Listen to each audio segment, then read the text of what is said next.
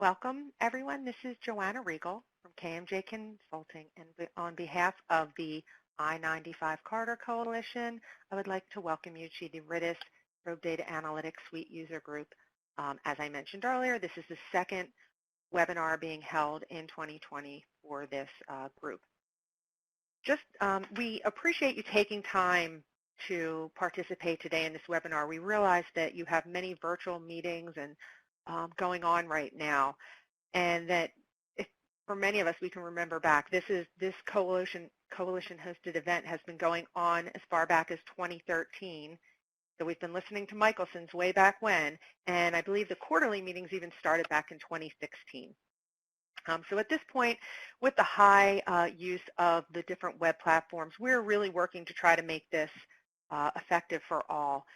Just a few things. We're recommending that you use a phone line for the audio. We believe that that may help with any disruptions or may lessen it. We are recording this webinar, and there will be a Q&A summary provided following the webinar. If you have any questions and they don't get asked and answered in the chat box, we will in fact be passing those along to the speakers, and we will try to get all those answered in the Q&A summary. So as I mentioned, if you have any or having any issues using the phone and having any issues, you can press *0 and it will connect you to an operator. All the participants are in listen-only mode, and as I mentioned, this is being recorded. You will receive a follow-up email with links to the documents that are posted on that will be posted on the Coalition's website.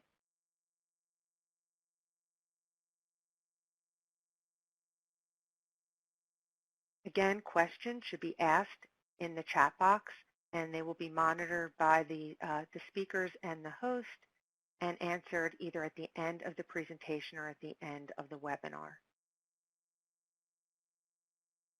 At this time, I'd like to turn it over to Jesse Burke, one of our user group co-chairs, who's with the Delaware Valley Regional Planning Commission. Jesse? Thanks, Joanna. Can you hear me okay? Yes, you sound good, Jesse. Great. Thanks, everyone, for joining us this morning. Thanks to all of our speakers and all of the many participants tuning in. I see more and more people joining as we're going here, which is great. Hope everyone is healthy and safe and doing well.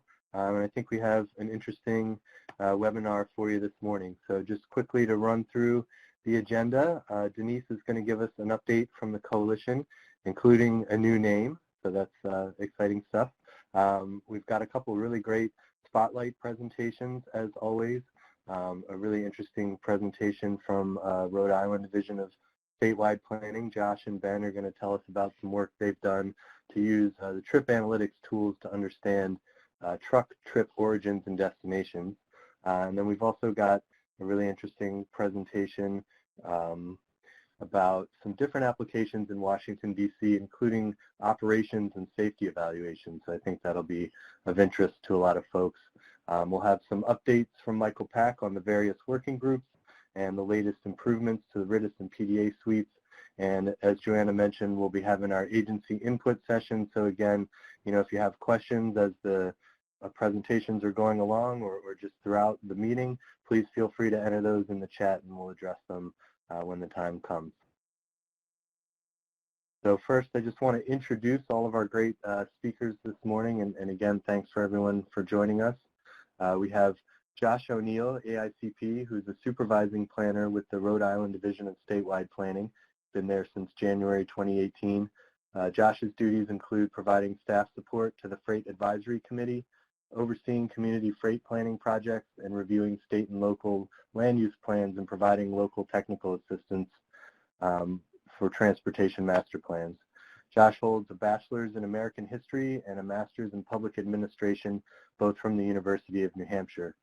Josh is an avid cyclist and enjoys cycling the East Bay and Blackstone River bike paths in Rhode Island and biking to work in the summer. And he's also the current treasurer of the Rhode Island chapter of the American Planning Association.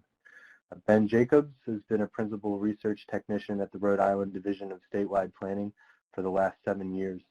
In that role, he manages the state's travel demand model, providing data and mapping analysis for projects as diverse as air quality, long-range transportation planning, and climate change. and he's recently been activated as part of the state's COVID-19 response effort. Ben received his bachelor's in international relations with a concentration in urban development and social change from Clark University in Worcester, Massachusetts, and he holds a master's of city and regional planning with a concentration in environmental planning from the Blaustein Planning School at Rutgers, the State University of New Jersey, my home state. We also have with us today Tom Knofczynski, who is a traffic signal operations engineer at Sabra and Associates, a Mead and Hunt company. Tom graduated with a master's degree in transportation engineering at the University of Nebraska-Lincoln. Tom lives in Silver Spring, Maryland with his wife and one-year-old twins, which must be pretty interesting right about now, so thanks for making time to join us today, Tom. And finally, as always, we have Michael Pack, director of the CATT lab at the University of Maryland. Michael works to make transportation data more easily accessible and usable by operations, planners, and researchers, and he had previously worked at the University of Virginia and Oak Ridge National Laboratory. So thanks again to all of our great speakers this morning. And thanks to all of our participants. As always, we have great representation all up and down the East Coast, and dipping into the middle of the country, even out to Oregon. I saw quite a few folks joining us from Oregon, which is great. So just thank you to everyone who's tuning in today, representing a great diversity of states all across the country. So with that, I will turn it over to Denise for the coalition update. Good morning, Denise. Good morning, Jesse. Good morning to everyone on the call. Thanks for being with us today. I know that Michael's got a whole lot of great information for you, as well as 2 presentations, so I'm going to be very quick about some of the information the coalition is bringing forward. A biggest news for us is that as of July 1st, we are going to officially flip the switch and become what's called the Eastern Transportation Coalition. TET Coalition is what we're going to be called. Basically, Connecting for Solutions is our new byline. We felt after 25 years of being the I-95 Corridor Coalition, it was more appropriate and more representative to be called something else. And so I think our new term is simply going to be the coalition, because we're welcoming the states of Alabama and Tennessee and giving a little more validity to Vermont, who has never been on the I-95 corridor yet, been an original member. So July 1, we officially become the Eastern Transportation Coalition. So a couple things that we've done and we are doing.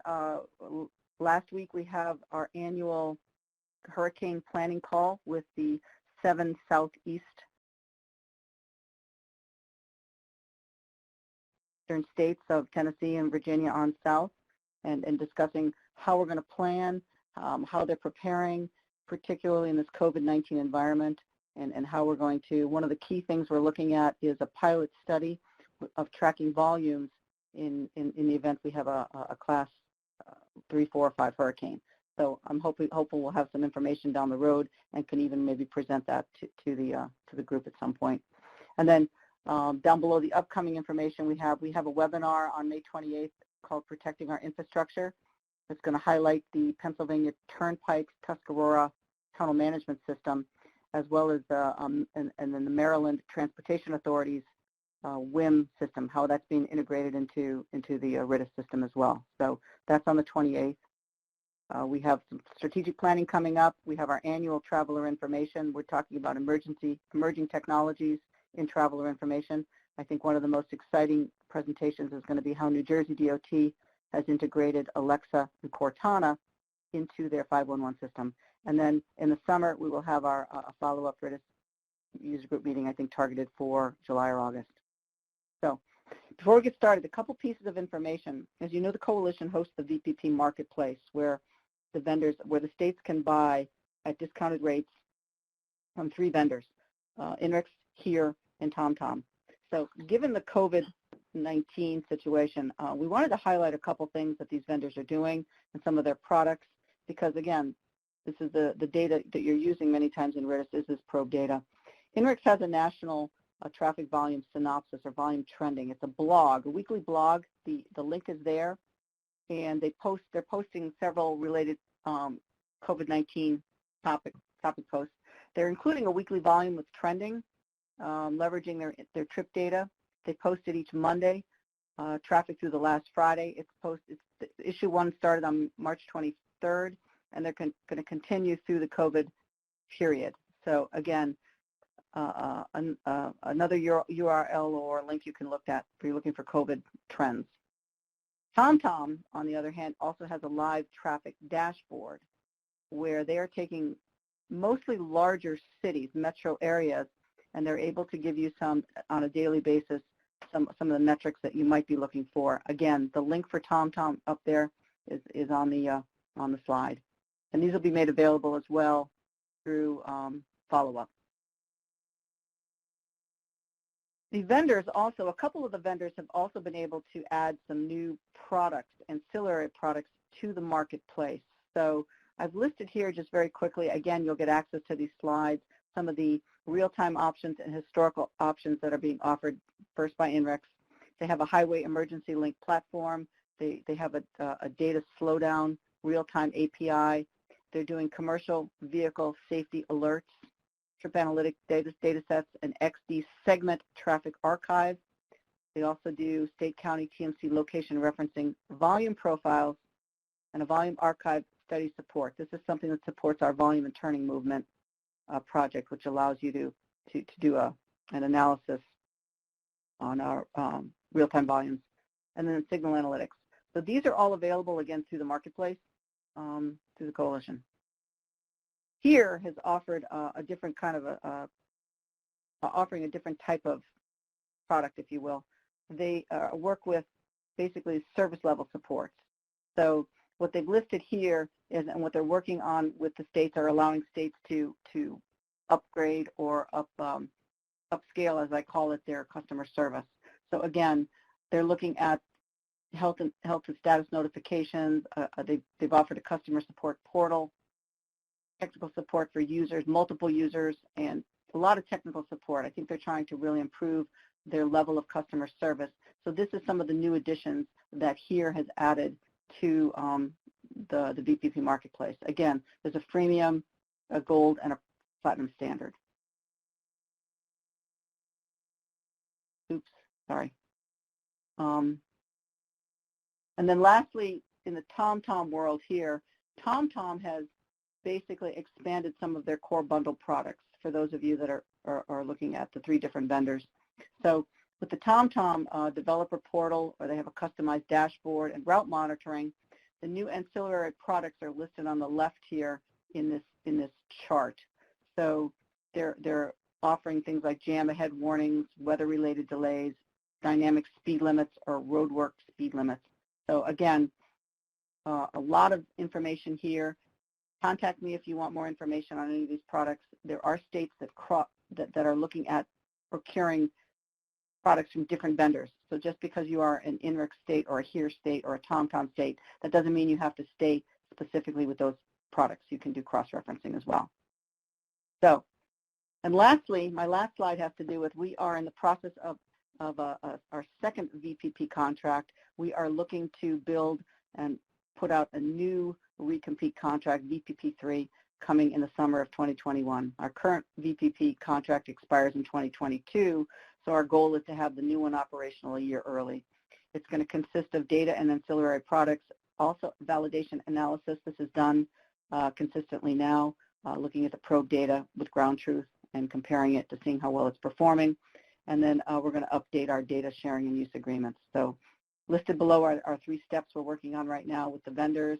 We're looking at technical requirements, and we're doing outreach to states because we're looking for folks to staff our steering and selection committee. Okay, so if anyone is interested in becoming involved in this VPP3 process, please let me know. I will also be doing specific outreach to those of you in the states, member states. So with that being said, I'd like to now turn this over to Josh O'Neill, who's going to talk to us about the work that they're doing in Rhode Island. Ready? Josh, can you hear me? Yeah, I can hear you. I'm just going to turn my phone up here a little bit. Great. Thank you so much. Good morning, everyone. This is a great opportunity to share some of the work that we're doing in the Division of Statewide Planning. So I definitely thank the coalition for reaching out to us and getting us involved in this today.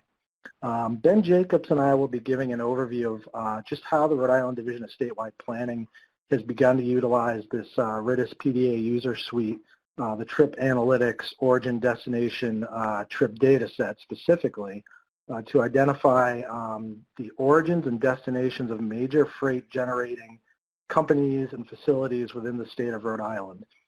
We've only just begun utilizing these tools.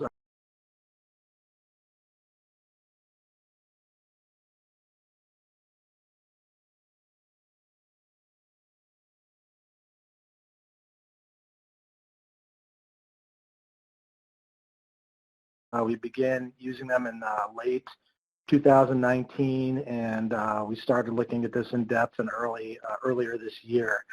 We started using trip analytics mostly at first for some creative play to understand certain origins and destinations for specific freight facilities at the Port of Providence, and where those freight generating companies were and what their locations were. So in this presentation, Ben Jacobs, he's going to go over some of the methodology we used, and I'm going to go over some of the outcomes and initial observations, which we believe is probably going to lead us to much more refined studies down the road. So I'm just going to move the slide. So we had some questions at the outset that kind of generated this analysis. You know, we got the data, we got the tools, and we had been doing some municipal freight planning in some of our communities, especially with the ports that we have in Rhode Island, the Port of Davisville and the Port of Providence. And we had a set of questions we wanted to answer looking at the data. So we wanted to know where and how were the freight origins and destinations concentrated throughout the state. We wanted to know what the differences were between the heavy truck generated freight clusters and the medium truck generated freight clusters, and what those differences look like. We wanted to understand better what communities hosted the highest truck freight origin volume within the state, and help us start thinking about which communities should be targeted for further studies down the road. So I'm going to let Ben Jacobs here begin to explain how we started with initially the trip analytics tools, which are incredibly useful, and how we began to filter some of the trip data set through various software platforms to demonstrate heat maps based on this trip data set. And we thought initially, for us at least as the planners, this was one of the easiest things to begin understanding where these freight clusters were concentrated throughout the state. So Ben, I'm going to let you take it away. Thanks very much, Josh, and thank you all for having me here. So I think the first thing to say is that we didn't initially buy trip analytics for freight analysis, but as Josh said, after we got to do some creative play with the tools and the data, we certainly ended up there. So just really quick, for those of you who aren't as experienced with trip analytics, that image on the right side of the slide, that's what you see when you open up trip analytics. And just to very quickly run through the tools that you have available there, the OD matrix tool, it's sort of like the massive data downloader in the regular RITIS suite. It lets you look at the origins and destinations of trips based on geographies of your choice, and you just sort of download it all as one massive block of data. You can do CSVs and other formats. For those of you who work with travel demand models like I do, this is probably a pretty comfortable environment, but otherwise it can be a little bit challenging. The segment analysis tool is the second one down. That lets you look at the origins and destinations of trips that pass through a specific point or a specific road segment that you get to choose. The results are displayed on a map. I believe there's also a download function as well. And then the third tool down is the route analysis, and that lets you look at sort of the main routes taken by trips going between an origin and a destination. So for the second one, you pick the road, and you see the origins and destinations. For the third one, you pick the origins and destinations, and it shows you the roads. And then for the first one, it just dumps the data on you. The data in all three of these tools can display trips in terms of heavy, medium, and light vehicles, which has a rough correspondence with some of the FHWA vehicle classes. Initially, as I said, the main goal of this data was to use the origin and destination data for assisting in the calibration of the travel demand model and for congestion management. But as Josh said, we knew it could be used to answer questions we had about freight traffic. We just didn't yet know exactly how. So as all data people do, we sat down and just started playing and poking at the tools until we found something that suited our needs. Initially, we played around with the segment analysis tool.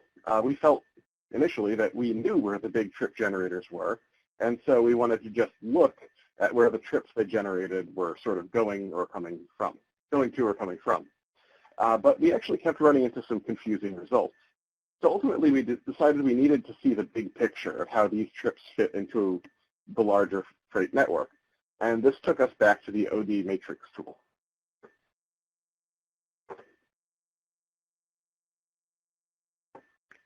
As it happens, we had some extra tools under our belt in this process.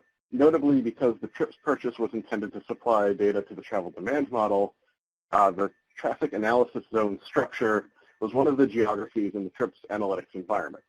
Now, that was an important thing for me to say, and now I need to explain what I meant. You have the option of using 3 geographies in the OD matrix downloader. So you can do counties or cities or things like that. The default geographies are actually very good, but you have the option of swapping any of them out for a geography of your choice if you just have a GIS layer of what you want.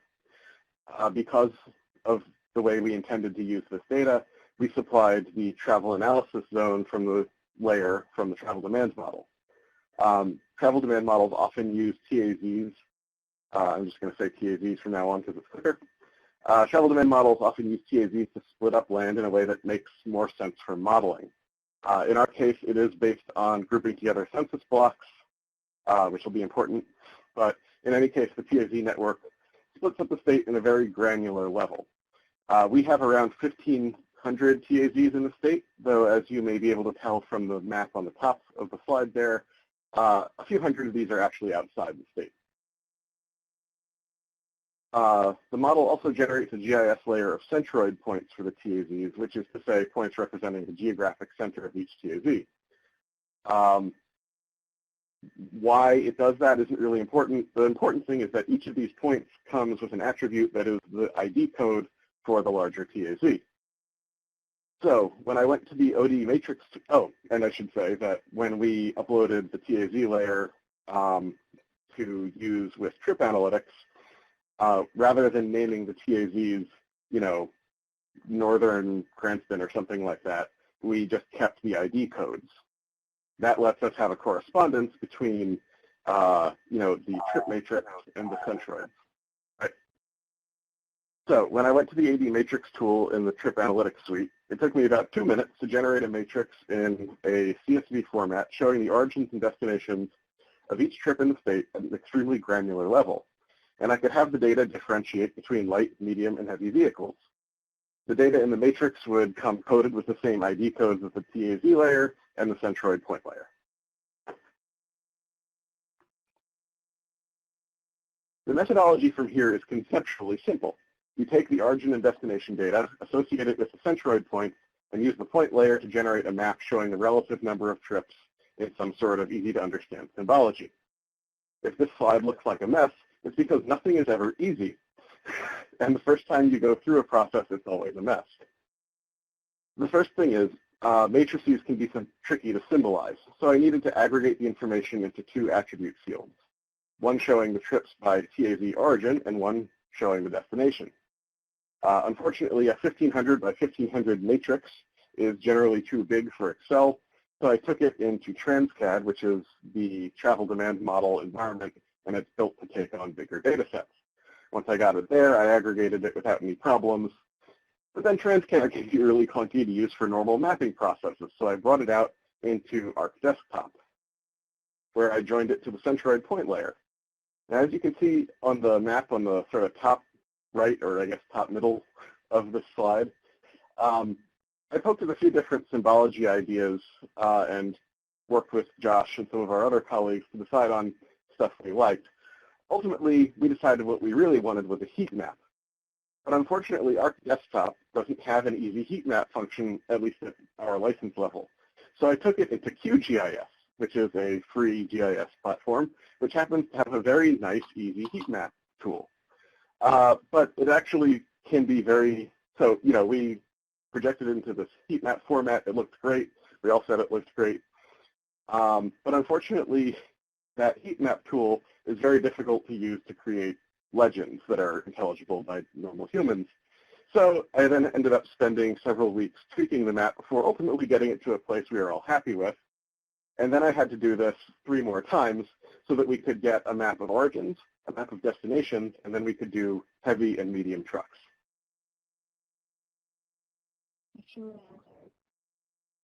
At this point, my colleague Mason Perrone pointed out that ArcGIS Online actually does have an easy heat mapping tool, so we decided to use the QGIS maps for statewide mapping, and Mason took over to do the mapping at the municipal levels, while I went to try and find a bar that was open at 2 p.m. rather. Frustrating as this all was, it's part of the process of learning how you can use new data, and by using the different capacities of these different tools and the platforms, we did ultimately come up with a better final product. We got a lot of granularity, we got a lot of capability, we got some very attractive maps, if I do say so, and this furthered our analysis.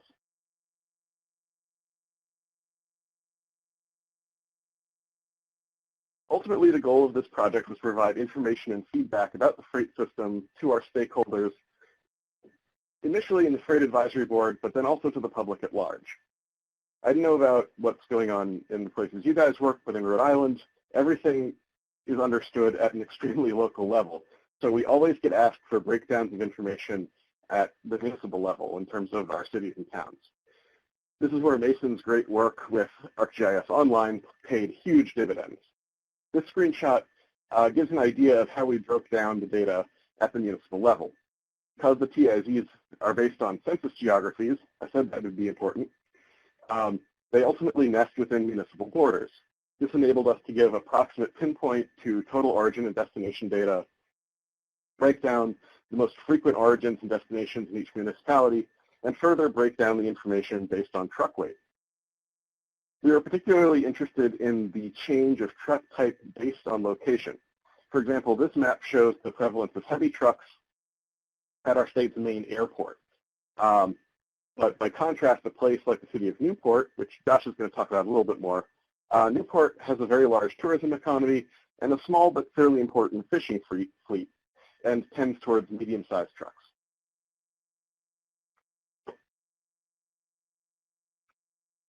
There are issues with using this data this way, as you can probably see from this small map. Let me, I can get a pointer here. There we go. So these things over here, the point placing isn't random. It's not equal. And so you see these leopard spots where the centroids are out in the western part of the state, which isn't ideal. But by using the trip weighting, you can still get information from this. As we play around with it more, we will get better. The other issue is trip balancing. In the travel demand model world, we usually assume that trips going out and trips coming back in balance because ultimately we all end up at home. But that doesn't actually happen exactly that way in the real world. So as we continue using this data, we're going to need to give careful thought as to how we interpret this information. There's also issues about how the data is accumulated. The system tracks the movement of a GPS transmitter or a phone app, and when it stays still for more than 5 minutes, it assumes the trip is over. Not everyone has a transmitter or uses the app, so you do have to treat the information as a statistical sample rather than a census. But ultimately, our goal here, even with all that, this data has been exceptionally useful, as Josh is going to talk about more. And ultimately, our goal here is not to do an extremely detailed engineering study of traffic patterns. Our objective is just to the fairly limited objective of just understanding the wider truck travel behavior at a very high level and to start nailing down the really big hotspots. So now I'm going to turn over my presentation back to Josh to go over the results of this analysis in a bit more detail. Great. Thank you so much, Ben. Appreciate that. I'm going to click the next slide here. So before I jump in here for a few minutes, I just want to mention that so we kind of filtered this through the ARC products, ArcGIS Online, to show the heat mapping, just the way Ben said. And what I think this is going to lead us to do is, now that we've identified these clusters through this analysis, we're going to go back into the segment analysis tool and begin to identify specific roadways at these clusters and at these freight generating facilities to do some specific volume and origin destination analysis. So really this kind of large scale look is going to lead us to some further studies, and I'll get to that. So this first look at the heavy truck origins and destinations, this is the entire state. Rhode Island, the origins are on the left, destinations on the right. As we had initially expected, the results for the heavy truck showed dense clusters at the TAZ centered near the Port of Providence and the Port of Davisville. We did also see a large cluster of heavy truck origins in industrial areas along Cranston and Warwick. This represents freight operations connected to our major airport, TF Green International Airport, as well as some large industrial areas near the airport that are in the food and beverage industry, most notably the beer distribution industry. So the results of the heavy truck destination map on the right is a bit misleading because quite a bit of the heavy truck traffic leaves the state, but we are capturing some of the trips that are shorter and within the metropolitan area. A lot of this accounts for local scrap metal hauling, which actually happens to be Rhode Island's top export commodity by value. So I'm going to go to the next slide here. This is the result for statewide medium-sized truck origins and medium-sized truck destinations. This was a really interesting result of running the TAZ numbers on only medium trucks and realizing we have some hotspots related to the hospitality industry that do generate a lot of truck traffic. So primarily, class 3, 5, 6, 2, 3-axle trucks that we didn't really have mapped out in any way, certainly not identified within our freight plan for the state. One thing that stands out, City of Newport stands out for its seasonal tourism generated truck traffic. So that's the big red blob sort of at the bottom right of the screen. And I'll just use the arrow if I can for a second. All right. So there you go. There's Newport right there. So that stands out for its tourism and hospitality industry. It's a big hotspot for the restaurant industry in Rhode Island. It's a big summer tourism destination. Many of you probably know that's where the famous Newport Folk Festival occurs every summer. Unfortunately, not this summer. Another thing, the United States Postal Service is a major medium truck freight generator within the city of Providence, and that accounts for the fleets of the Amazon, FedEx, UPS delivery trucks. So a lot of that, red up in the center here, that's the urban area showing basically all your e-commerce type deliveries as well as the Postal Service centered right there in the center of the map. We have a very different types of freight truck movement in the poor communities versus the communities that rely on tourism as their economic engine of growth. So the planning issues are quite different as we work with the poor communities. We tend to engage them on noise and air quality issues, economic development issues. We pivot a bit when we work with the tourist areas, discussing more complex issues around seasonal parking demand, e-commerce, truck parking tensions, and how to deal with local businesses.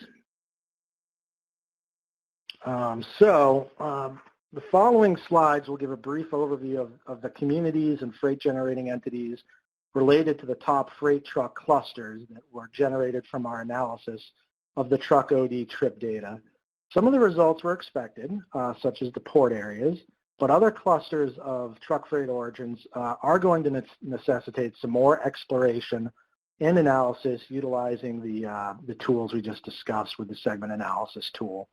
The trip data results are roughly 5 to 6% of the total annual truck trip volume, but this is fine for modeling the results of the origins and destination patterns, which is what we did.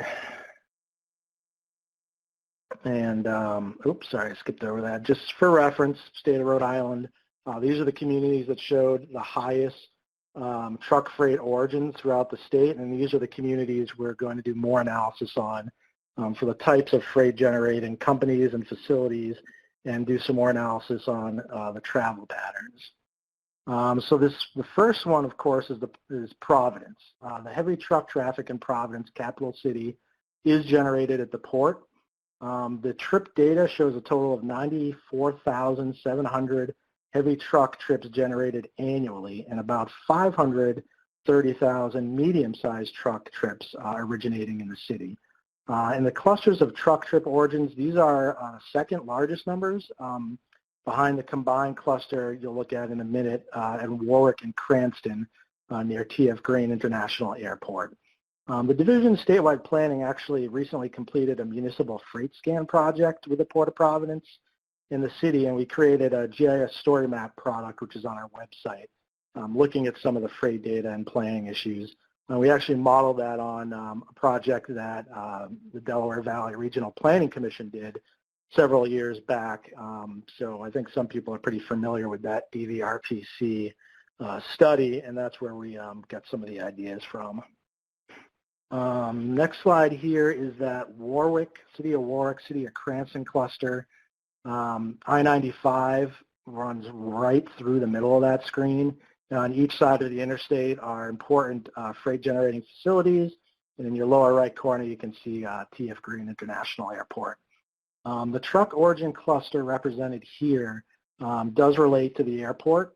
We show about 140,000 heavy truck trips originating from here, and a total of 661,000 medium truck trips originating from this area. These are the largest truck trip numbers for any freight cluster we identified in the state, and they capture a lot of the e-commerce related freight movement in Rhode Island. Much of this starting from the regional FedEx and UPS facilities, and those are located in that aerial photography there, directly adjacent to T.F. Green International Airport.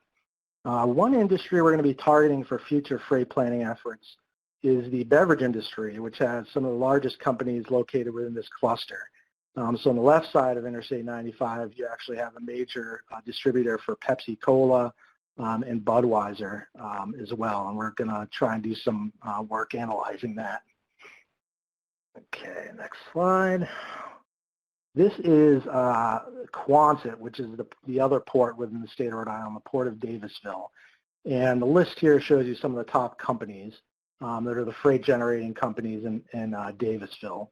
A lot of this truck traffic is related to a very large auto import operation called NORAD, not to be confused with the defense industry. This is an auto importer named NORAD. They import roughly 250,000 vehicles within Rhode Island every year through this port, and they go to all the car dealerships throughout the New England market. Also, we have the newly expanded 1.5 million square foot distribution center for Ocean State Job Lot. Ocean State has 140 retail locations across the Northeast. It's a major mid-sized retail business. Good job. NORAD imports, like I said, 250,000 automobiles right there at that port area. The truck trip data showed a total heavy truck trip origin of about 76,000 vehicles and a medium truck trip origin of about 122,000. By land area, Quonset is our largest cluster by total land in the state of Rhode Island. We do expect these numbers to continue to grow as the Quonset Development Corporation is close to filling up all of their developable land that they own. Okay, next slide. Hold on, I gotta look at my notes. I skipped the page. Here we go. This is one of the more surprising ones. This slide is actually from a town where I was the former town planner. At first look, this town, the town of Cumberland, is a typical suburban community. Wouldn't really have much interest for freight planning. However, we did see the very important cluster of truck origin data there. And the town has a very sizable industrial area off of Interstate 295. The probe data showed about 33,000 heavy truck trips generated here and about 88,000 medium truck trips in the area. This is actually the second largest FedEx operation within the state, is located at this industrial park, as well as a regional Old Dominion freight line hub. Also, there's a company called Okanite that makes a major cable and wire manufacturer. They create much of the 345 kV cables that are used in the overhead electrical grid network throughout the state and throughout the region. And the last area we identified as a major cluster from the truck origin data was Woonsocket. This last freight origin cluster of interest to us is actually the CVS pharmacy national headquarters. It's also their regional distribution center. Part of their distribution center is located in the map shown above, which is also located near the headquarters and their finance center. This is a major truck generator. This is not related to the port. We knew this would show up in the analysis, but we weren't sure what the numbers were going to show. We did see that the trip data showed about 33,000 heavy truck trip origins and about 88,000 medium truck trip origins. And while this is smaller than some of the other freight clusters, CVS is a major employer in the state of Rhode Island, and its truck traffic impacts are quite noticeable on the local road network. The previous slide, Cumberland, actually has some similar issues, so we want to look at the road network here and do some deeper analysis, because the CVS headquarters is right on the municipal line, and we think there's some play here going on between CVS and some of the industrial sectors in the adjacent community. So looking at these origins and looking where we're seeing the clusters of the data, we're going to do some more analysis. This has really made us kind of rethink some of the areas where we want to do further planning studies for freight movement within the state of Rhode Island. We do want to refine our analysis of the data for truck origins and destinations. We're going to go back and utilize the trip analytics tools for creative play and as a catalyst for further studies within those municipalities. We're going to continue to refine our pretty new truck model for our state travel demand model. And we're going to continue outreach and coordination with local planners in these communities. We know that they have issues around truck parking, around air quality, truck idling, and we want to dig deeper and work with our community planners on these issues and provide them some data that can help them update their plans within their community. So we're going to also expand our outreach that we're doing right now to freight industry operators. We want to start planning and talking with the food and beverage industry and really make them a new partner in our freight planning efforts. And with that, we are done. Thank you. Great. Thank you, Josh and Ben. Really interesting work. I think a lot of us can relate to how something that seems simple at first becomes quite complex when you dig into it. And we had a few questions in the chat pod, but I think they've largely been answered, and we'll circle back to some others. But in the meantime, I think in the interest of time, we are going to move on to Tom Knofczynski's presentation. So Tom, I will turn it over to you. All right, thank you very much. I'm Tom Knofczynski. I'm going to be talking here about the probe data analytics that we use for some of our tasks in Washington, D.C. We'll just dive right in here. So I'm going to go over just a few different projects that we have, starting with small ones, large ones, and then jump into some very, very recent use we've had with the data during the pandemic here, monitoring traffic in Washington, D.C.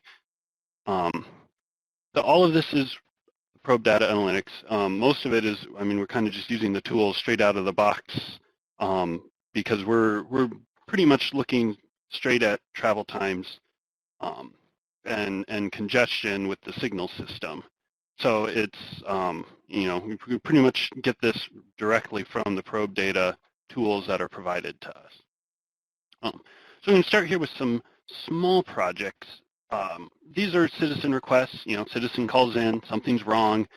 DDOT sends us to go find out what it is. They're very small projects, a day to a week's, depending on how much time it takes to implement it. But the solution design is pretty quick. This was just a small section that was really backed up in the morning. We went out, found that it hadn't been optimized for some time, changed some of the offsets around and the splits, and we're able to get some, 2 minutes, pretty significant travel time for a minute corridor in the morning. And the probe analytics are very helpful here because small project, we don't have a lot of extra money to sit there and gather lots of data. To generate a graph like this, you could send an engineer out in the morning before and after and get, a few runs during the peak time and probably get a graph that matches that morning. But with the suite, we're able to download all day over a week. Very efficient, and it saves the engineer when he's out there looking from worrying about collecting travel times and more about observing the whole thing, making sure it feels correct. Sometimes, the travel time may decrease, but the citizen's perception is that, well, this is actually terrible too, or there's a weird stop here. Those are the things we need our engineers looking for, as opposed to sitting there counting the minutes that it takes them to get through the corridor. That's exactly where this data suite excels. We can save time and have them focus their efforts where they need to be. But it's not just the before and after data that this is helpful for. We can actually use this to even validate the citizen request. So this is a different example. Here we were converting a signal from interval timing to phase-based timing, and anyone who's done it knows that that's not always a one-to-one transition. Sometimes the interval timing can do things that the phase-based timing can't. And so when it changes, there's a possibility that it will disrupt a functioning system, or it'll introduce something new that wasn't there before. And anyone who's a normal commuter on that route will probably notice pretty quickly. So they call in, something's wrong. Problem is we aren't anticipating that something's wrong, so we probably weren't collecting before data. So if you send an engineer out after they said something's changed, they can go out and say, well, it seems bad, but they don't have anything to compare it to. They don't know what it was like beforehand. Well, here, with the probe data, that doesn't matter. We can go in, we found these congestion scans. We were able to take them, see quite clearly that as soon as we converted this intersection, something changed, something was missed somewhere, figure out what it is, and then bring it right back to more what they were used to. And finally, for these small projects, it's also useful because you can generate some of these benefit cost analysis, which of course you can do with Synchro as well. But the advantage with the PDA suite is that you're using real travel time data instead of model travel time data. So it just adds a little bit of extra emphasis. I would like to point out that here you got to make sure that the municipality or the administration you're doing this information for is keeping their data up to date. Otherwise, like their volume data and all of that. But provided that they are, you can see that they generate, they aren't always necessarily quite the same, but similar numbers, and it's using real travel time data instead of model travel time data. So small projects work. The data suite is also wonderful for large projects. In particular, in Washington, D.C., Sabra and Associates has been working and doing their citywide signal optimization. It started back in, I think, 2014, 2013, and it breaks up the city into 4 different segments and then optimizes them basically a year at a time, and it rotates around. So it's, about 5 years between large sections of the city. Of the four of them, the largest one by far is, and the most important one, is the downtown optimization. It's a huge network, 600 plus signals, all in a very tightly spaced grid with a huge amount of different uses going on. You have car traffic, you have buses, you have pedestrians, you have bikes, scooters, you have delivery along the streets, you have street parking. It's of course a grid, so all of your various routes into the city are competing with each other, are kind of competing and conflicting with each other, and it all has to work together. And it gets modeled and implemented all at once, all overnight, and then, to get the data of did everything we did work, you send out engineers and they'll drive up and down routes, and this works, but there's a lot of routes. You would need a small city of people to actually be able to gather data across the entire city in a way to show that the benefits are not just, a few routes entering into the city in the AM and leaving the city in the PM, but rather benefits are accrued across the entire area for all of the users.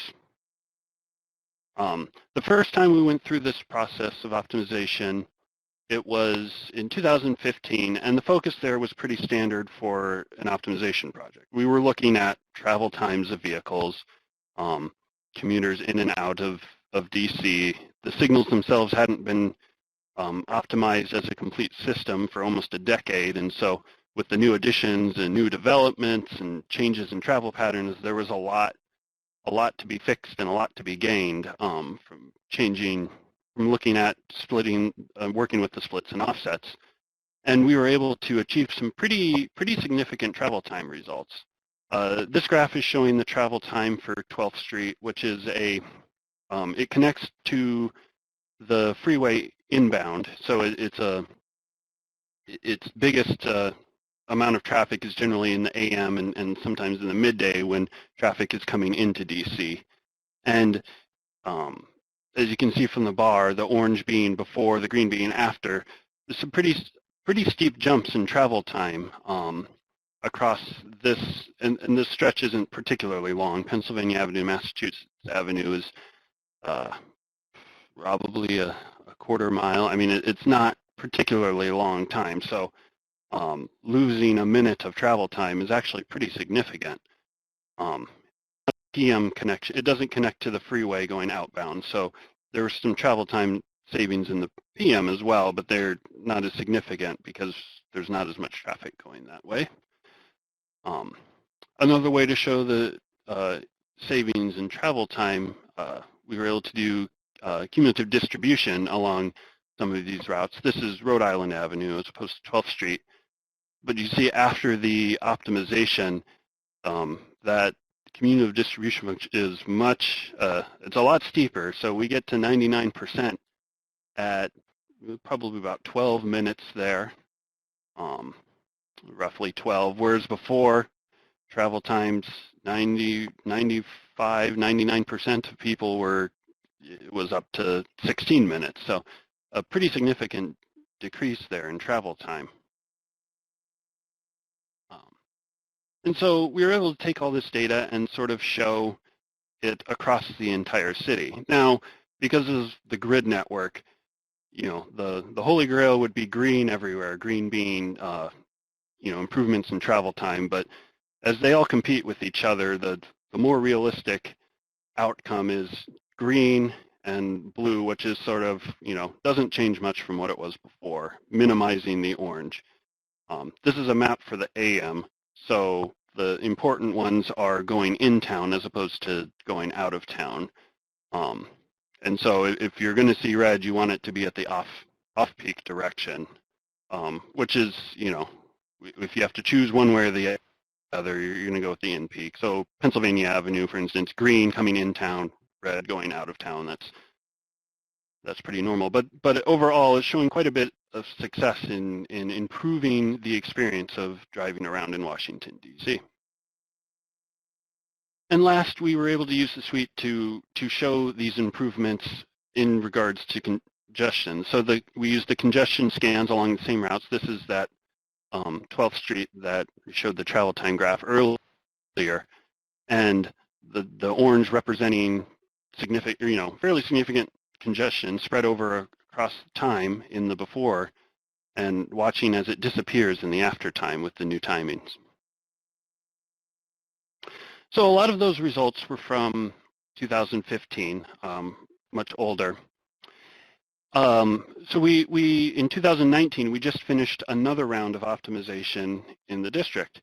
Now, 5 years isn't a huge amount of time, so there wasn't a lot of time for drastic changes in travel patterns. There's, of course, still development. There's new signals being added.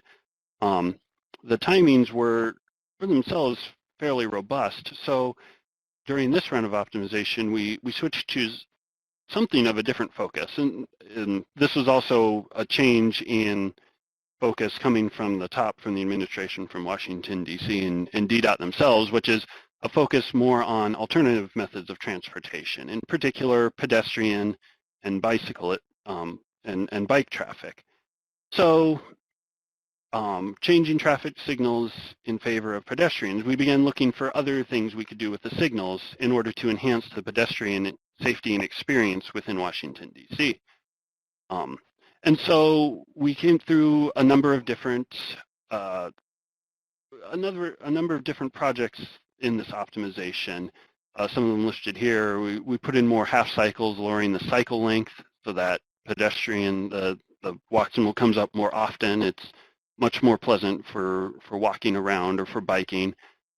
Pre-timing the signals, there are, I think, it's like 95 or 98% of the signals in Washington, D.C. you don't need to push the PED button or the APS to actually call up the pedestrian signal. It will come up every cycle. And the few that are remaining are mostly hawk signals where there's no side street traffic. It's just a pedestrian crossing. And we also implemented areas where we tried to set the offsets of the signals that would work better for bicyclists driving in, so that they aren't hitting a red light at every signal along the bike lanes, but rather get a few signals in and sort of balancing the speed of the bikes with the speed of cars along the same, and coming up with a compromise solution where no one is sort of seeing red at every signal and are able to get through with a more pleasant ride. But the biggest one was implementation of LPIs, leading pedestrian intervals. So anyone who doesn't know what that is, an LPI is just a small amount of time in Washington, D.C. Our default is about 3 seconds, where the pedestrian signal comes up to walk before the green light comes up for traffic. It's a huge safety and convenience boon for the pedestrians. They get to start a little earlier, and they get to establish themselves in the crosswalk before cars can start going. So they're more visible. In Washington, D.C., with some of the large pedestrian crowds, it can also help just get the pedestrians moving. So it can even add some benefits for right-turning traffic, because you can get the huge crowd of pedestrians through much quicker, because they're not hesitating, seeing whether or not if the cars are going to try to beat them through the intersection. We implemented, in this round of optimization, 270 LPIs throughout the downtown area.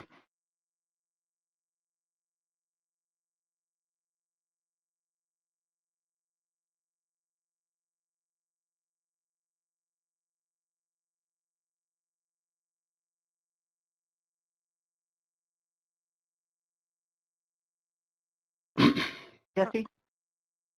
Looks like we lost the audio. Of LPIs, and Are you back there, Tom? they were throughout the whole downtown. I'm covering them everywhere. So LPIs are very beneficial for pedestrians, but they do come up with a drawback, and that is that in order to put the LPI in, you have to take time somewhere out of the cycle length, and it has to be green time. So if your LPI is going on both the main street and the side street, 3 seconds apiece, that's 6 seconds out of the cycle. In Washington, D.C., our cycles are about 110 seconds. you've just dropped the capacity of that intersection by about 5%. You know, and that's not huge, but you know, if you're going along a route, so let's take 7th Street here, all these red dots are new LPIs added, that there's 22 of them along this route going all the way down here. At 3 seconds apiece, we're looking at almost a minute lost along the entire route. So we implemented all these in and looked to set our times, our offsets, our splits to try to mitigate this drop in capacity that we were seeing. And the results were pretty positive. So here's 7th Street as I was talking about. As you were driving it, so here are the data from the Pro Street kind of shows in the morning. I mean, we're seeing little drops here. I don't know if this is readable, but this is a pretty long route. So it takes about 20-25 minutes to get through it goes across the entire downtown.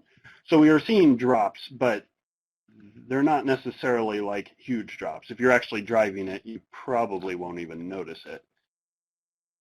But that's actually quite a victory when you consider that you basically shortened the amount of green time available to traffic heading north or south on 7th Street by about a minute.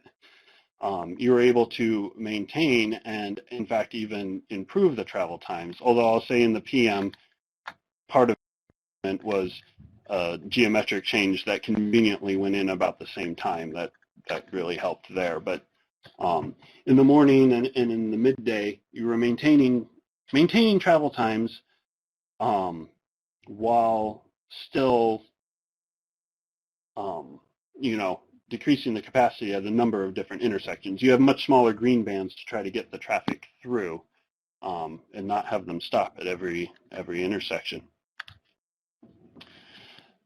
Finally, we'll take something very, very recent, which is Sabra and Associates have been monitoring the traffic in Washington, D.C. as a result to actions taken due to the pandemic. In mid-March, about March 18th, somewhere in that range, the district decided to relax its parking restrictions to allow parking along streets during the AM and PM when normally those lanes are being used for traffic. This, and among other things, they also suspended operations of reversible lane systems so that they just, instead of doing their morning and evening changes, they just sit in their midday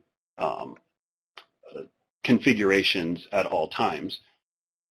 This, mostly because of the drop in volume and traffic. However, with these parking restrictions relaxed, a number of major routes within the district would be going down to one lane in each direction. As soon as the traffic started picking up again, probably start seeing fairly significant traffic back. So we want to monitor it to make sure that that isn't, you know, that we catch it before it starts to become an issue. Once we start seeing traffic speeds dropping consistently day after day on some of these routes, then we need to look in and see if maybe it's time to reinstate the parking restrictions. At the same time, we now have a lot of large streets, 4 lanes, 2 in each direction, that have seen significant drops in volume, but are still, we have signal systems set up to encourage in the morning traffic coming into town or traffic coming out of town. And we want to make sure that we don't see speeds jump too high so that we're endangering the pedestrians that are out there, seeing speeds jump to well beyond the speed limit. And so we're monitoring both for drops in speeds and increases in speeds. And after doing this for several weeks, we're able to take all of this data from the probe suite and sort of come up with some interesting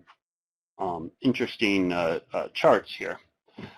First, this is a look at the average hourly speed for all non-freeway segments that are available in the district, and it does do kind of what you expect it to. So the red is I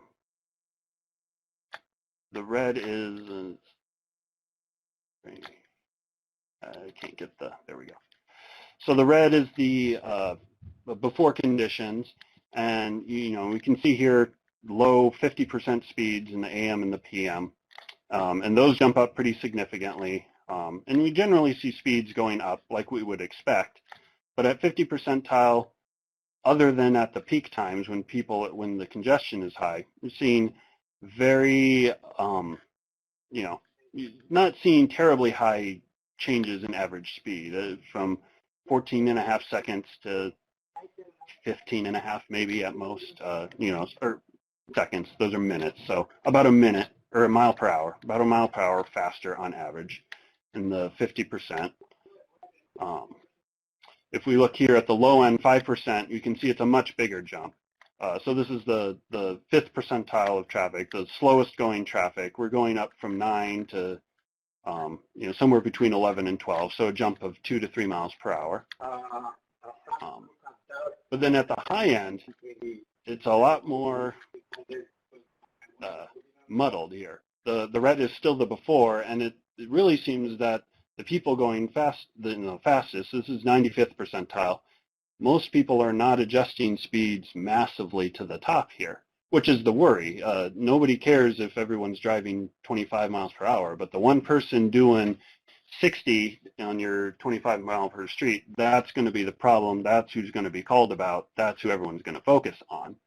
But we're seeing not significant changes at the higher end at all. It's mostly a adjust from the lower end of the people who are constrained basically by the volumes, as opposed to the speed limit or the street itself.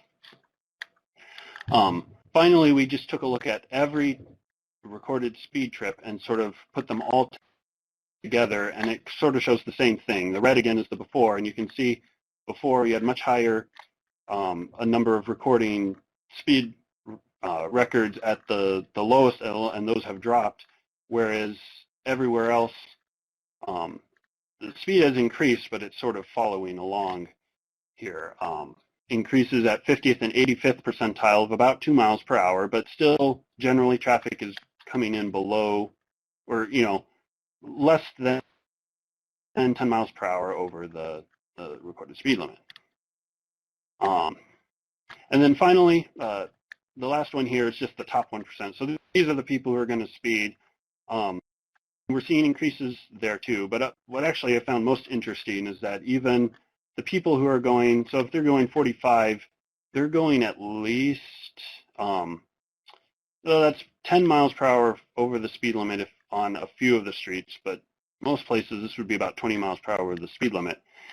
It peaks at 45, drops significantly at 46.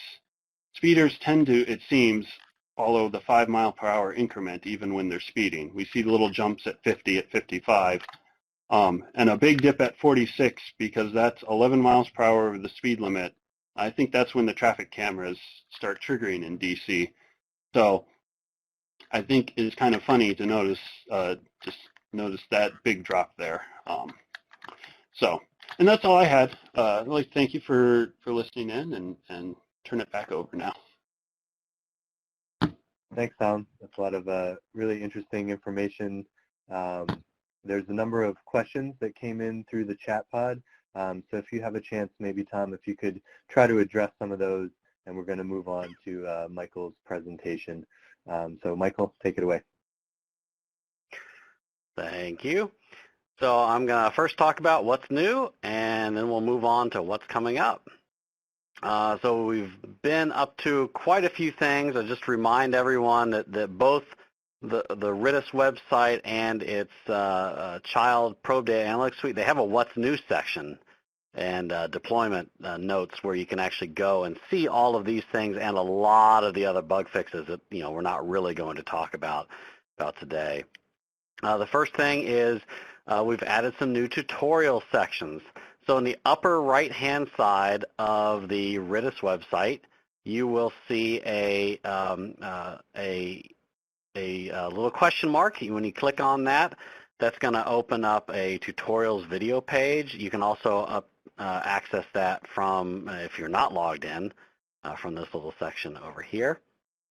When you click on those links, it then is going to open up this particular page right here that's going to show you a list of different videos that are available. And if you click on a particular video, it gets a little bit bigger, it gives you some of the keywords that you could have searched for, gives you a little description of what that particular tutorial is all about. Now, we only have a few videos up there thus far, but we're working on adding a whole lot more.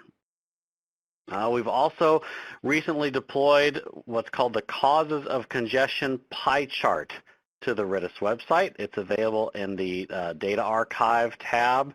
It's pretty new, and it really only has 2 states added to it thus far, Colorado and Maryland. This is where we've essentially modernized the Causes of Congestion pie chart, and we're telling you for each state how much of the congestion for a particular month, quarter, year, what have you, is caused by signals versus weather versus, incidents versus work zones, that sort of stuff. So check that out, but hopefully your state will be coming soon. And by soon, I mean by the end of the year. The other important thing that we've been working on recently is we've partnered up with some other researchers at the University of Maryland and the Maryland Transportation Institute to put together a COVID-19 traffic impact analytics site. This site essentially provides insights into different types of metrics surrounding COVID-19.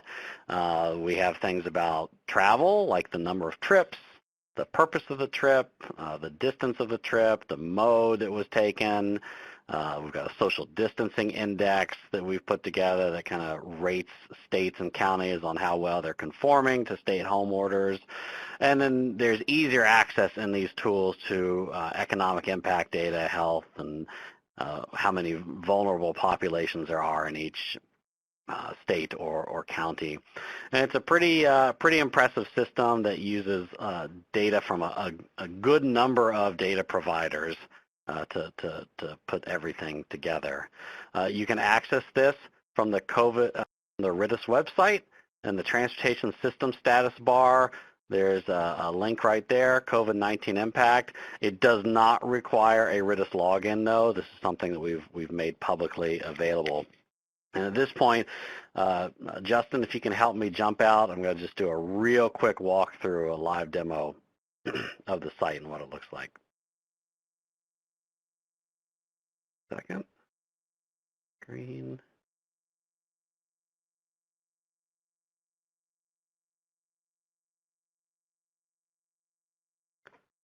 All right. Hopefully everyone's seeing the website. So there's the link right there. When you click the link, it then opens up this website right here. It's going to start by showing you a state breakdown of 5 different metrics that we've just put out there for you. Social distancing index, the percent of the population staying home, COVID cases, change in consumption, and COVID death rate. You can change which metrics are showed here. So if you want to see the number of trips per person, or any sort of economic impact indicators, anything you want to add, you can put onto this. If you click on a particular state, either on the map or in the list, it then gives you from January 1st through today some bar graphs showing you the stats for each of the metrics that are displayed. You can also change the date range, so you can go back and you can aggregate data for different levels. So maybe if I want to look at May 30th instead, I can do that. It's going to switch and update the map to show me that. You can also look at county level data.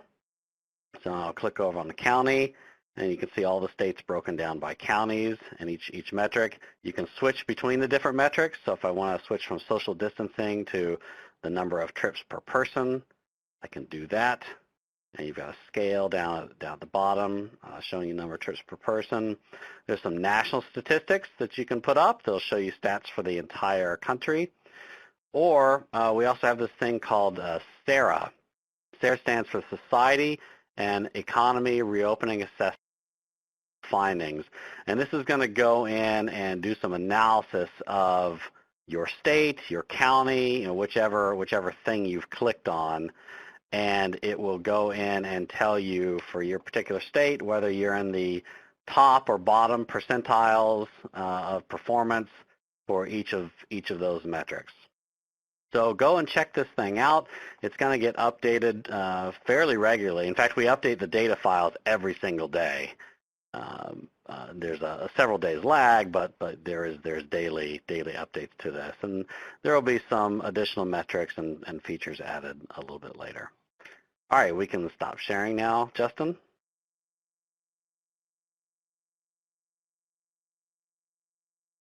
All right. So I mentioned it already, but our next steps, we're going to be building out additional functionality to give you the power to do some of your own querying and analytics into the system.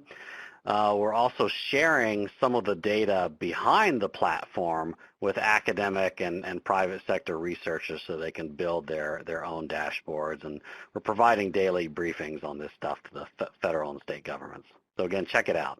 It's a pretty cool system. Other updates, for those of you who have access to the trip analytics tools, we've recently made a number of cool new deployments to the route analytics tool. Some of you may not have even seen it. We'll have to do a demo at some point in the future. This tool allows you to go in and choose an origin and a destination, and it shows you all the different routes that people took to get from the origin to the destination. It shows you how many people took one route versus another route.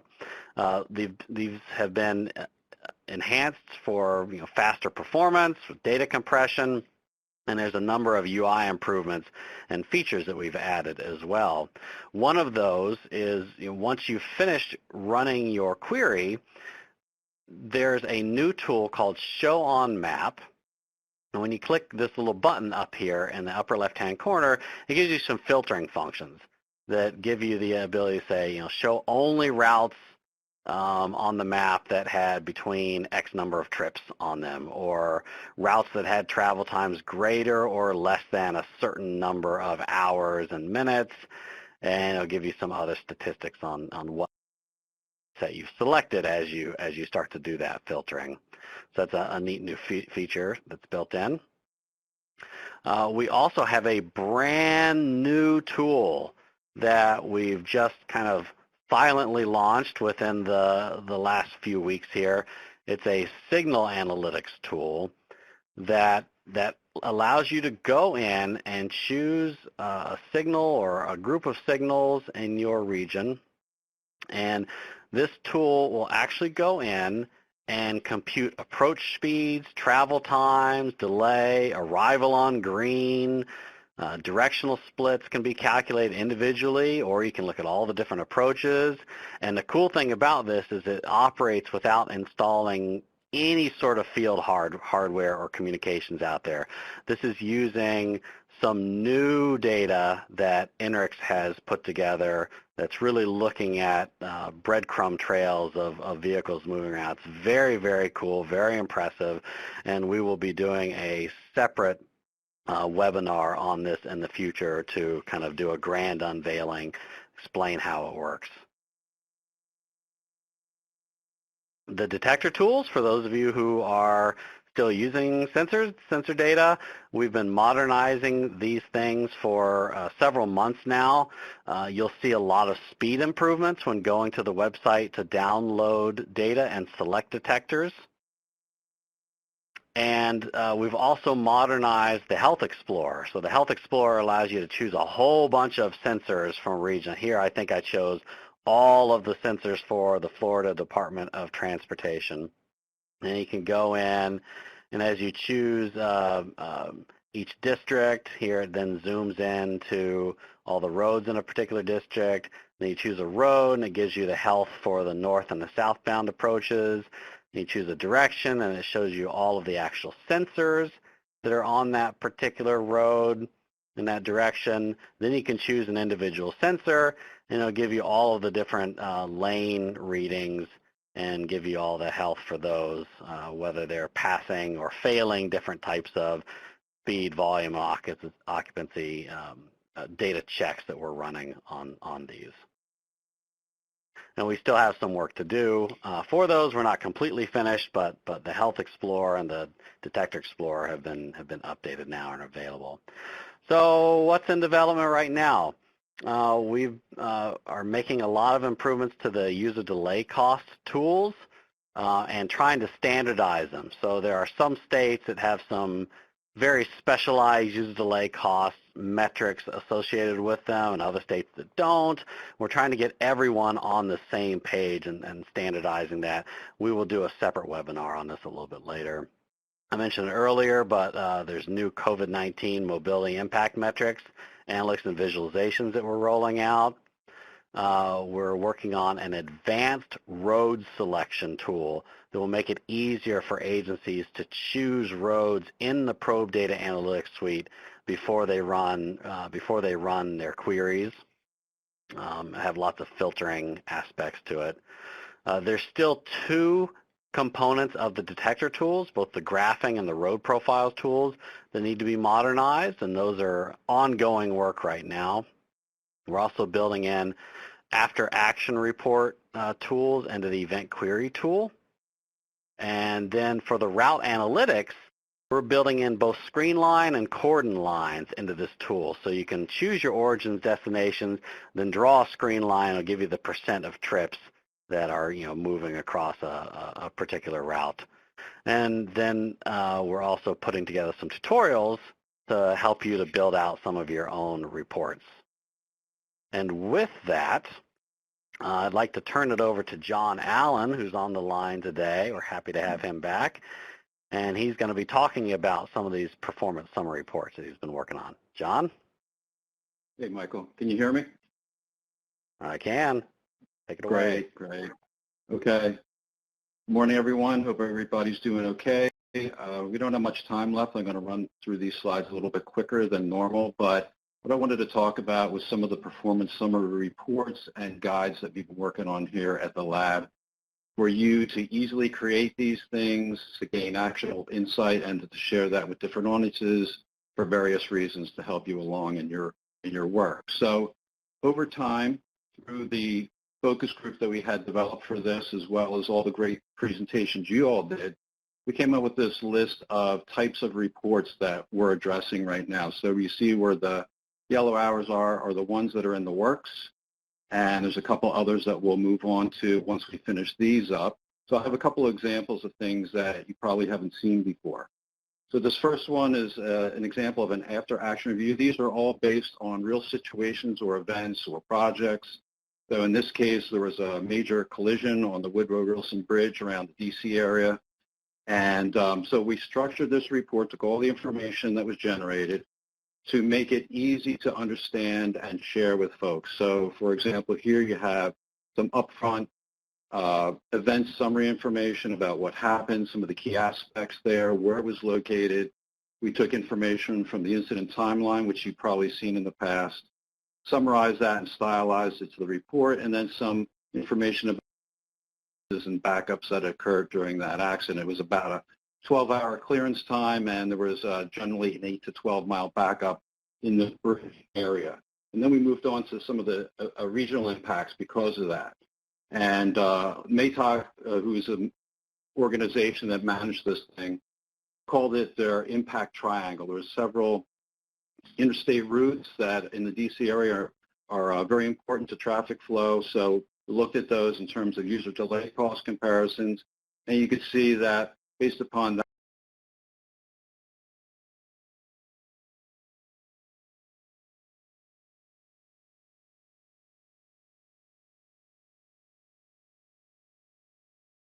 that versus 2 other days, there was a significant change in that, 3 times the delay cost and delay and hours of delay, as well as looking at some of the regional impacts, 8 o'clock in the evening, where most of the network is clear on other days, it was still regionally significantly impacted. And then you have some of the after-action review key takeaways in terms of what worked well, what needs improvement, some of the recommendations that came out of the after-action, and how to move forward with next steps.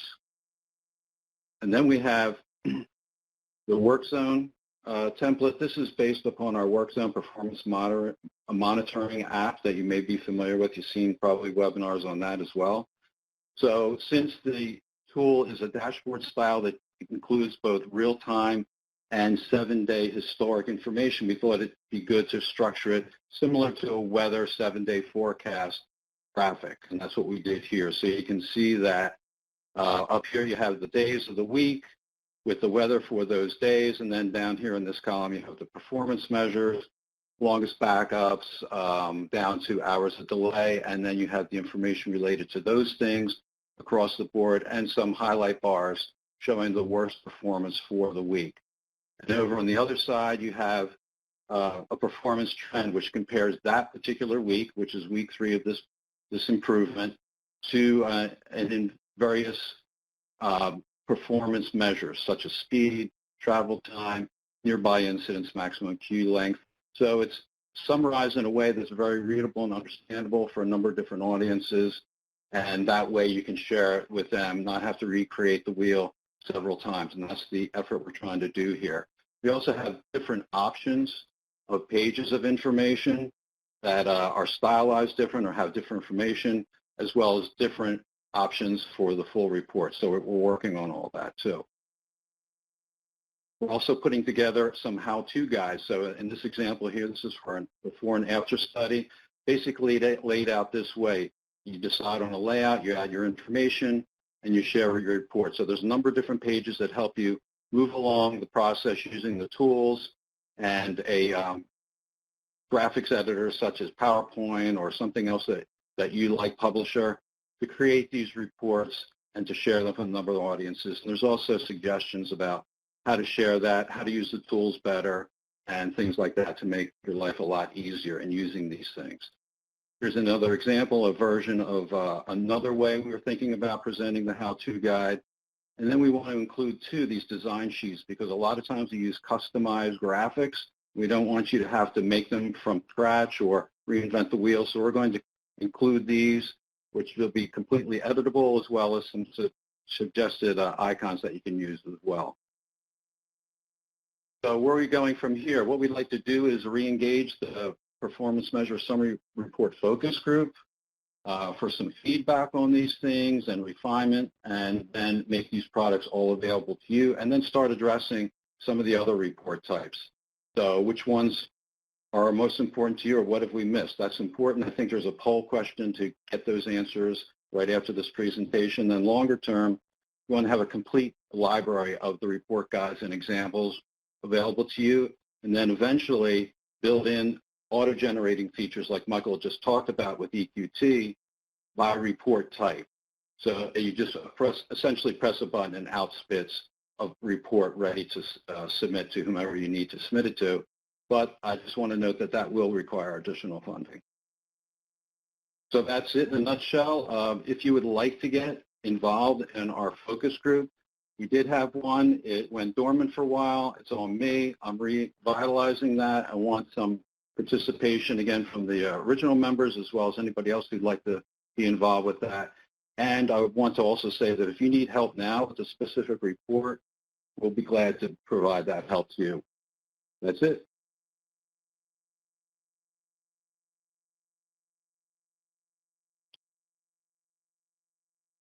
All right, thank you, John. I think next we have a poll question. Justin? So it's for the reports that John just went over, which of these are more important to you? This is so we can figure out how to prioritize our workload over here, which ones to tackle first.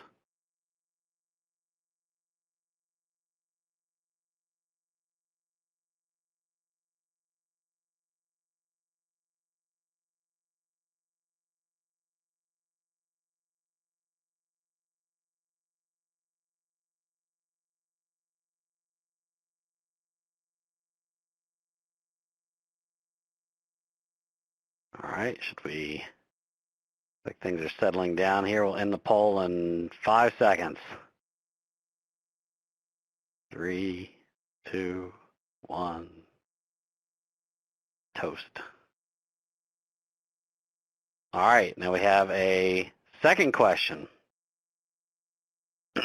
So we are rushed for time today, and we want to be able to cover some of these topics in greater depth, so we're going to have some follow-up webinars, and this is to gauge your interest for which of these webinars you'd be interested in attending. There's one on user delay cost improvements and standardization, so we'll essentially go over what those improvements and methodology changes are, get everyone's feedback. There's trip analytics functionality, so these screen and cordon lines and other features that we're going to be developing. COVID-19 impacts analysis platform that will be continually developed over the next few months, but we can also just do a deeper dive into the methodologies and the performance measures there. And then last, the performance report, tutorials, layout, and automation, which is really the question you just answered a few minutes ago, and the stuff that John just went over. And we'll end this in 5 seconds. 4, 3, 2, 1, done. All right, we'll be sending out some emails about these a little bit later.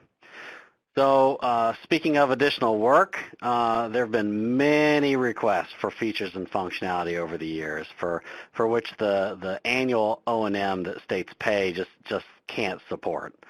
These requests are always digitized, ticketed electronically, and placed on our Scrum room walls for future work should funding ever become available. And there are literally hundreds of these requests. Some of them are really small and we just take care of them, but the big ones are tough. So some examples of these requests include things like putting mobile CCTV cameras like dash cams on the RITIS map and within incident timelines, or adding media to the timelines, this advanced road selection tool that I mentioned earlier for XD segments, scheduling reports, here's subsegment integration, automatic creation of performance reports, flyers, and pamphlets, MAP 21 related analytics for evaluating alternatives and prioritizing projects, and all sorts of other things. That's just a very, very, very small list. So some of these we've already done some user interface designs, but some of them we haven't touched yet because we've got a lot of additional questions we need to ask people to really understand the request that's coming in. So in the past, agencies have prioritized and directly funded some of their own list of enhancements. So Florida, Georgia, Maryland, Michigan, Pennsylvania, Federal Highway Administration, the I-95 Corridor Coalition, and even Homeland Security have come to us and funded some pretty major tasks in the past. And we thank you all. You're the ones that really help keep this thing moving forward. But, we haven't done that in a while. We really need to have a greater discussion on this. So the next user group meeting, we're going to dedicate a significant amount of time to going in and describing all of these features that have been suggested to us. What is it? How many people have requested it? Why do people think it's important? We're going to try to discuss the estimated cost to build it out if we know. Some of these are so out there, so researchy, that we may not have a known cost. And then we want to, throughout the webinar, facilitate some sort of voting and prioritization discussion of those features. And after we do that, we'll distribute the list to the user group for additional discussions. And some agencies may decide that they want to fund some of these projects. Some of them may not. As everyone knows, RITIS kind of acts like a pooled fund where we grow because of the state participation. So anyway, at this point, this is where we would normally have a discussion where everyone would just kind of complain about things that aren't working in the tools, or tell us of your feature requests, things that you really wish we could do for you but we aren't doing today. And we generally have this as an open discussion. We're already past our time right now, but please take a minute to think about some feature requests that you've been looking for and type them out in this chat box. And we'll include that in our next webinar where we have a discussion of these and all the old requests that we've been getting. we'll just leave this up here for a little while. Is there a place that folks could send these in as well after the call, since it looks like we're starting to lose people as people have other commitments? Yes, you can always submit these feature requests to support@ritis.org, and I've just put that in the chat box down below. Great. Now, while we're here in the input session, were there any questions, Jesse? There were quite a few questions. I think most of them have been answered in the chat pod.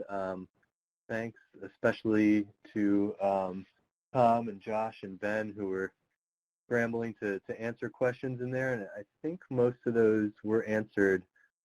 Maybe one that wasn't, I think, had to do with the work zone tool, and is that sort of a one-off summary report? Like, do you have to sort of program that by use case, or is that an automated tool, the work zone performance summary reporting?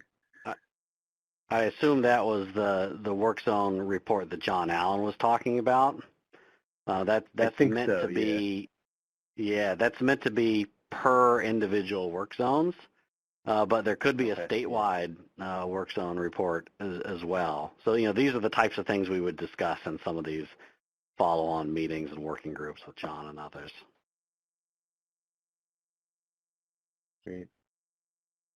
Otherwise, I think we answered most of the questions, if not all the questions. And Joanna, I think that gets shared out with everybody as part of the afterwards from this meeting? Yes, we will take all the information that's been in the chat box and anything that was, the few things that were verbally answered mostly by Michael, and we'll share that. The speakers will have another chance to look at them, and then that will be posted to the coalition website. And anybody who registered or participated will get an email with that information.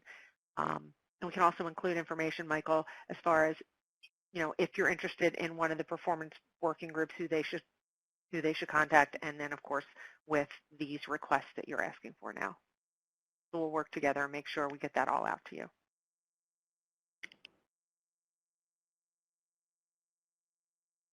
Great. Well, thanks, everybody. It was a great meeting, as always. Covered a lot of interesting information. I'm sure a lot of people are doing interesting research using these tools on the impacts of COVID-19. So, maybe share some of those with us as well. I'm sure that'll be a topic to talk about in the future. I know Tom was saying in DC they haven't seen a lot of speeding. In Philadelphia, we definitely have. That's been the main thing people are interested in us looking at. I think it comes down to signal density and some different issues. But I'm sure all kinds of folks are working on interesting things. Just want to thank all of our speakers again today. Great presentations. Thanks to everyone on the team. Always great enhancements to the tools. Great support, as always, for these webinars. So thank you, everyone. Stay safe, and we'll see you again soon. Jesse, Yep. Jesse, thank you for doing a great job. You facilitated this. It was a great job. Thank you. See you. No problem. Everyone else does all the real work.